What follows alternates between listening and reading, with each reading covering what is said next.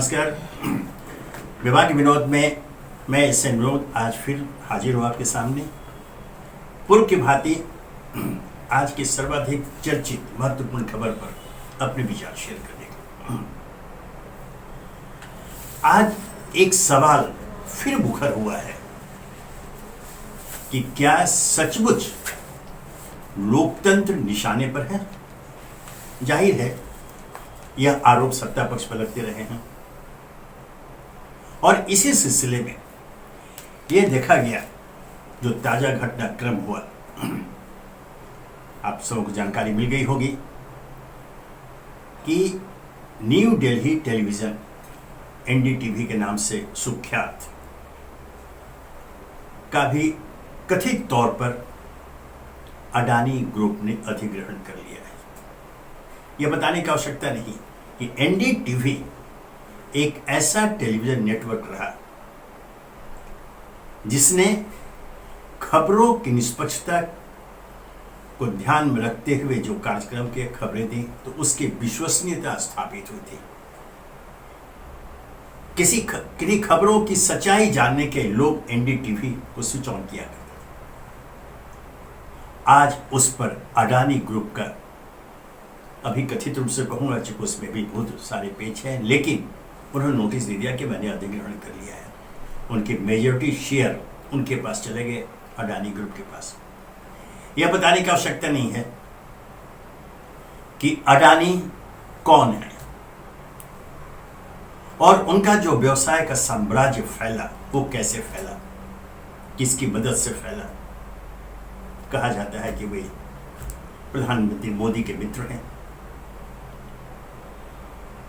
और इसीलिए यह सवाल खड़ा हो गया कि आखिर ऐसा क्यों। प्रेस की स्वतंत्रता, प्रेस की आजादी पर अंकुश लगाने की दिशा में अगर यह कदम है तो तय मानिए कि जो सवाल उठ रहे हैं कि क्या सचमुच लोकतंत्र खतरे में है, उस पर तो बहस होगी ही। क्योंकि हाल के दिनों में जिस प्रकार मीडिया पर पूर्ण नियंत्रण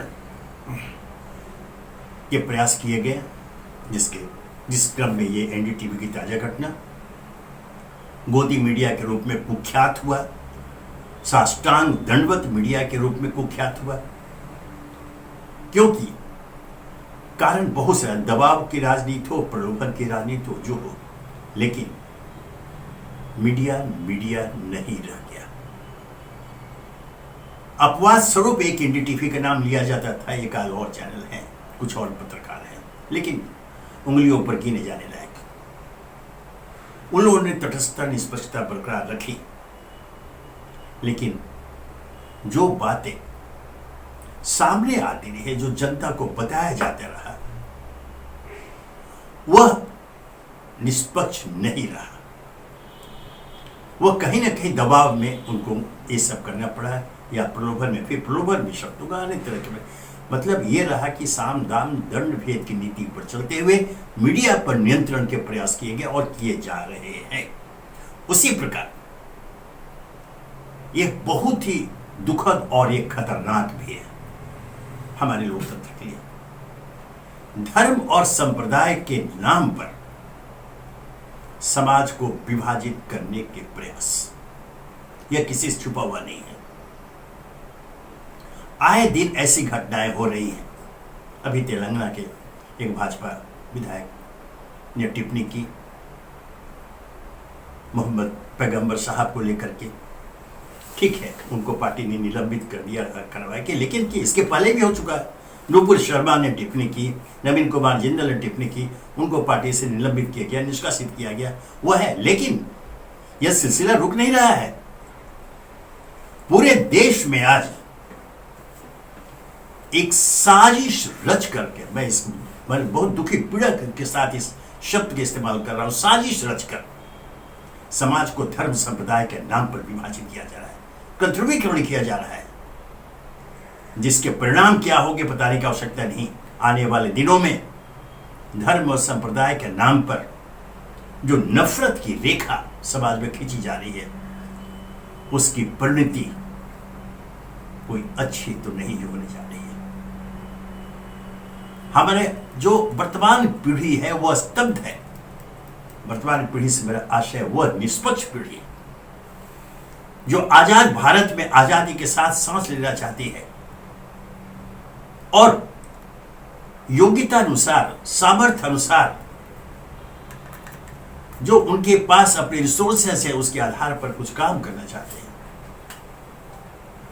वह आज संशय में है कि हम आखिर करें तो क्या करें, हमारा भविष्य क्या होगा आने वाले दिनों में। यह संशय की स्थिति किसी भी देश के विकास के मार्ग में अवरोधक पैदा करती है, जो भारत में हो रहा है। दावे के गोदी मीडिया के प्रचार को छोड़ दीजिए। सच्चाई यह है कि आज अब हर क्षेत्र में जिस गति से विकास हो रहा था, होना चाहिए, वो नहीं हो पा रहा है और सच्चाई जनता के सामने नहीं आ रही है, क्योंकि मीडिया पर भी नियंत्रण कर दिया गया है और करने के प्रयास, जो बचे थे करने के प्रयास किए जा रहे हैं। आज जिस प्रकार से एनडीटीवी का अधिग्रहण करने की चर्चा हो रही है अडानी के द्वारा, सभी को मालूम है कि अडानी के पीठ पर कौन खड़ा है।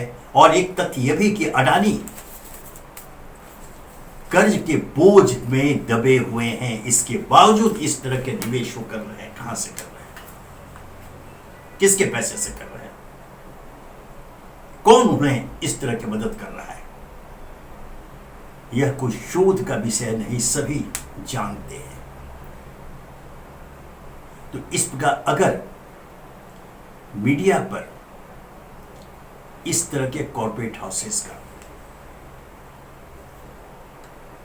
अगर कब्जा हो जाता है, जिनका, मैं एक कॉर्पोरेट हाउस, सारे कॉर्पोरेट हाउसेस की बात नहीं कर रहा हूं, इस प्रकार के बड़े अडानी तरीके जिनका उद्भव ही हुआ राजनीतिक सद्भावना, राजनीतिक पालन पोषण के कारण, अगर इन लोगों का कब्जा होता है तो फिर एक पक्षीय खबर आपके सामने आएंगी, सही खबर कभी आपके सामने नहीं आ पाएगी, जिसकी शुरुआत तो हो ही चुकी है। देख ही रहे हैं आज की स्थिति क्या है। आज पूरे देश में, जबकि चर्चा सिर्फ इस पर होनी चाहिए, हमारा धर्मनिरपेक्ष भारत देश आज धर्म संप्रदाय की मार कैसे झेल रहा है। धर्म संप्रदाय के नाम पर नफरत के जो बीज बोए जा रहे हैं, बीज बोए गए थे जी, तो फल सामने आने शुरू हो गए हैं, उसके परिणाम क्या होंगे। आरोप लग रहे हैं कि जानबूझकर एक रणनीति के तहत एक संप्रदाय विशेष के खिलाफ, बल्कि जो अल्पसंख्यक संप्रदाय है उसके खिलाफ बहुसंख्यक वर्ग को उकसाया जा रहा है।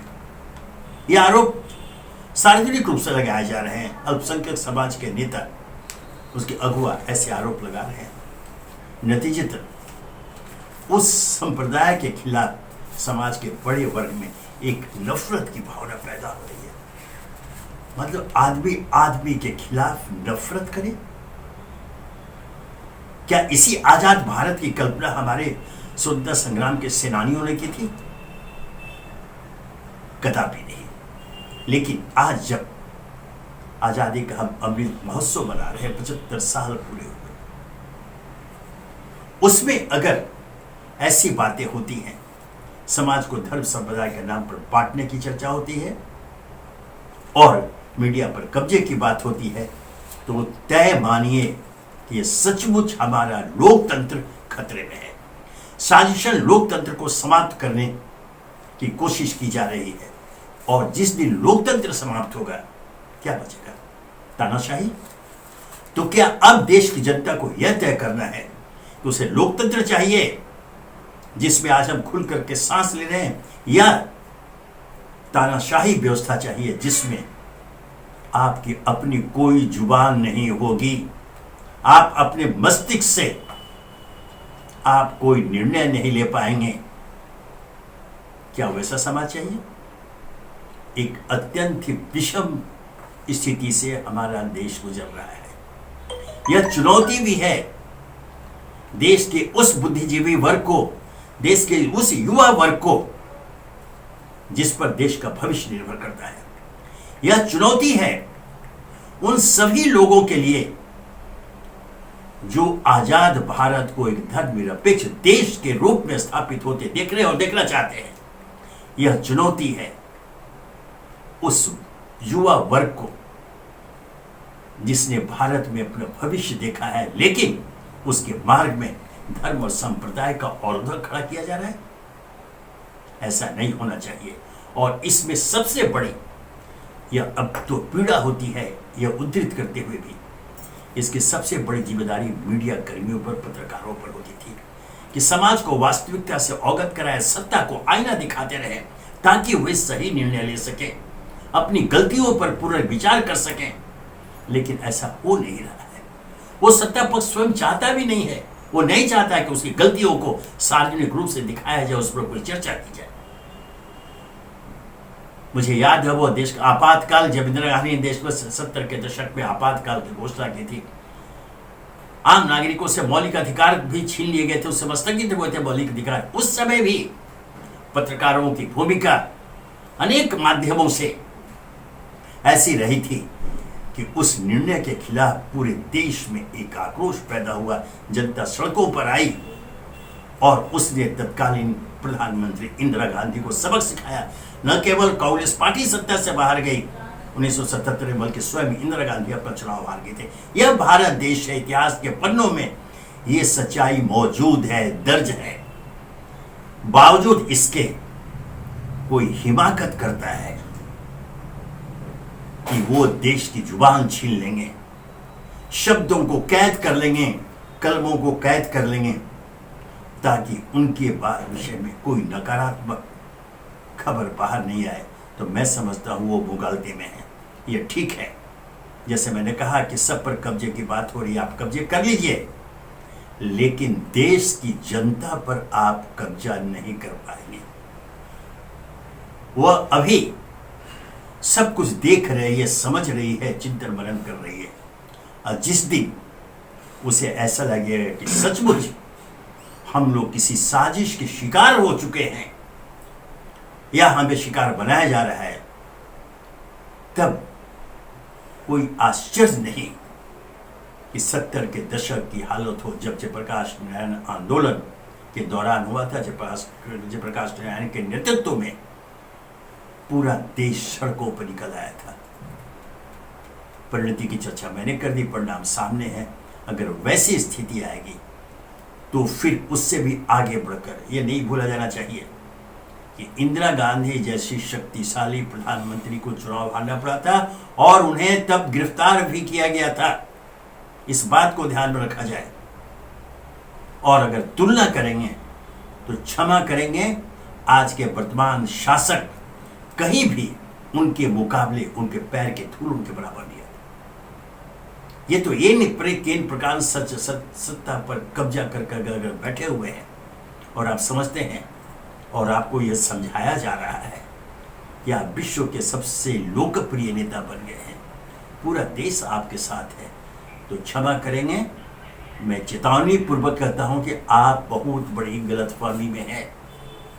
देश की जनता को नब्ज समझने के लिए देश की जनता के बीच जाना होगा, लेकिन आप तो देश की जनता से दूर होते जा रहे हैं। पुनर्विचार करें अपने निर्णयों पर, पुनर्विचार करें उस साजिश पर जिसके अंतर्गत अभी एनडीटीवी का कथित तौर पर अधिग्रहण किया जा रहा है।